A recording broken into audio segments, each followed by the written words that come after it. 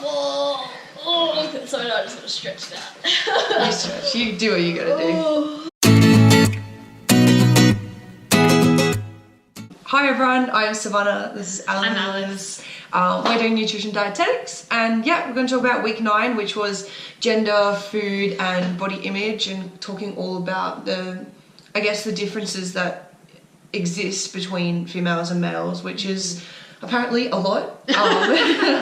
Which didn't come as a surprise, but I mean, like, divulging and exploring all them, like, everything in advertising and like how food can be gendered and I don't know, stereotypes, like food. Everything. It was really interesting to pull apart and dig into it, like through the lecture this week. So yeah, how did you find the lecture? Really interesting. Yeah. Unsurprisingly, I guess kind of depressing when you look at how prevalent like poor body image is amongst people, like especially girls. And I find the concept of gendered food just so fascinating. Yeah, like, I know. But then it's also somehow sort of deeply ingrained in your head as well. Absolutely. Like, you don't even have to like be told what it is to be able to say already, like, oh, a steak for a man. It's a man's food. Yeah, and something light and colourful and pretty for a girl. Yeah. Yeah. It's crazy, like, in this time and age and era. Yeah. I guess, like, on that topic of body image, and obviously, like, a lot of the stuff that comes up is definitely, like, more focused on girls. But I like that we did look at kind of the masculine, like, muscular ideal as well in men. Yeah. And I really think that's going to become, like, a further point for, like, research and stuff, because I feel like as marketing companies have, like, realised that they can, like, hone in on men now as well. And they'll buy it. Think about protein. Protein powder. 100%. It's just like 100% bulk, and it's like, I mean, something we've learnt time after time in nutrition lectures is, like, it's not necessary at all. If your diet's good, you don't need. Yeah. And yet for guys, it's like, if you want to be a muscly man, you need this, like, muscle man protein, and it's just like, very, very little of it is, like, trying to appeal to the dainty woman. But that's that will help the men achieve their ideal.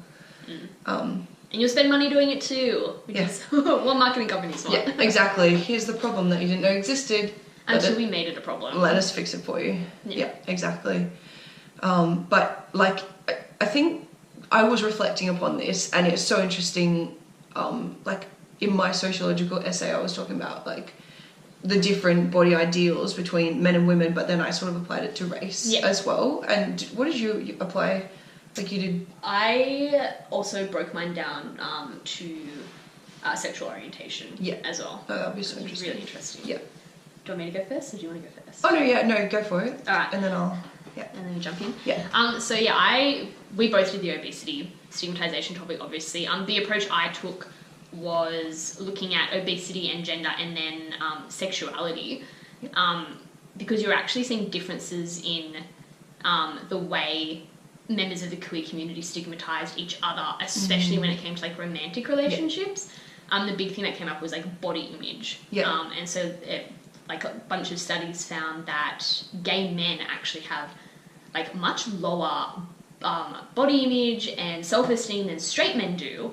As in, they feel it. Like they much feel more worse, dissatisfaction. About themselves. And they think it kind of comes down to, they've kind of shown that, like, men care more about the thinness of their partner. They prefer a thin partner, and men are more likely than women to kind of be hypercritical of their partner's weight. And so I think when you have a community where it's, like, men on men, and both, you know, they start stigmatizing each other, they become really fussy about their partners, and the people become very, I guess, like, obsessed with their own weight. And it's like a huge thing in the gay male community to be, like, really, like, hyper masculine. It's like no fats, no femmes. It's so interesting. Like a really big thing, and it, like, it expresses itself a lot in terms of, like, quite poor body image. And it just shows, like, the fluidity of, like, body image, like it's so constructed that it's like in our society it can be like it's this thing, but then suddenly when you look in another scenario it's like not so much. Totally different. Yeah. And that's also what I found in mine. It's like,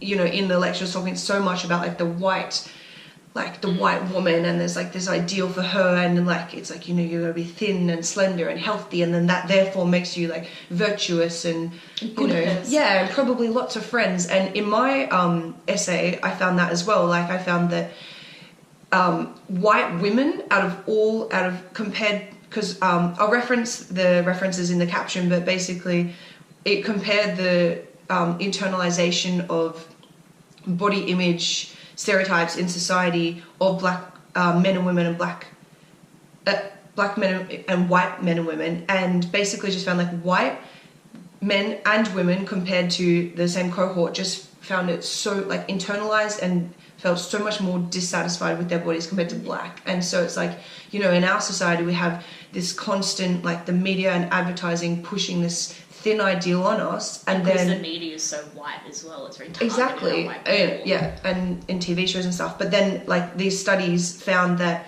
actually black men and women were so much less dissatisfied. Like they were quite happy in like to the point that one study found that the black women would look at like another photo of a black woman and say, oh no, she's like interpreted as like having lots of friends, and like being thriving, as opposed to like in the white women it was like suggested like their outcomes were like, oh, they're most likely to have no employment and least friends, and it's like so different. And it's crazy to think like this is just completely different, same body, I think it was same BMI, but just totally different perceptions. I know, and it's completely constructed. So interesting. Yeah, such an interesting essay to write. That's crazy. And we're just going to touch upon the question about health professionals promoting overweight or obese. Could you promote that with the whole health at every size? Can we accept that, like promote acceptance of that body type? I guess particularly issue for us. We're going to be dietitians hopefully one day if we pass our courses. But okay, what's your take on that? My take on it is I think we have to move away from a primary focus of weight loss. I don't think it helps people who are obese or overweight.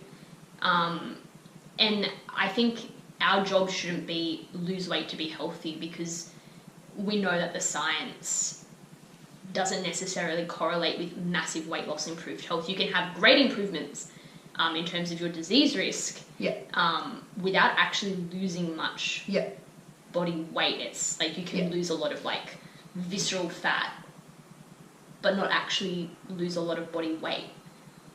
And I think, like you just have to show compassion to people. I think approaching it as a way of being like... more holistically.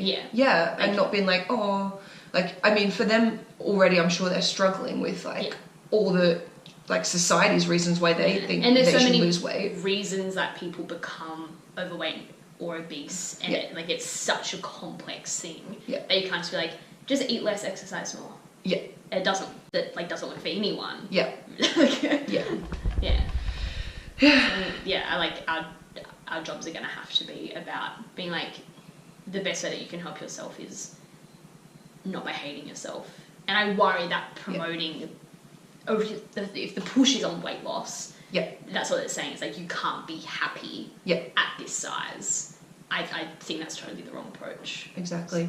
And even like we've learned in one of our lectures that like it is to do with where your body fat is positioned. So like even something where maybe people believe that, oh, I've got too much fat on my hips, is like, actually that's quite healthy. Wrong with that. It's like, just because society's telling you that's an issue, it's totally fine. So not a problem. in regards to your health. Exactly. So I think that's a wrap for what we've got to say on that. We could continue, but we won't. This is something you could talk about for hours. The last thing that I did have to say, I think it was in this lecture, I hope it was in this lecture. There was the Doctor Who gif. I would like to say, I believe it is from the episode Blink, which is a very, very good episode, but Time of Angels is my favourite one. That's what I have to say on that. Alright, that's the end. Like, comment and subscribe, and we'll see you for lecture number 10. Yeah, and in the comments section.